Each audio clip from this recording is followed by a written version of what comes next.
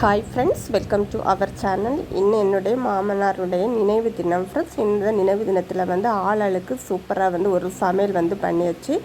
சூப்பராக முட்டைக்கோசு வறுவலும், அப்புறம் சூப்பராக பருப்பு குழம்பும் பண்ணியாச்சு ஃப்ரெண்ட்ஸ். அப்புறம் சூப்பராக அப்பளம் பொரிச்சு எடுத்துருக்கேன்.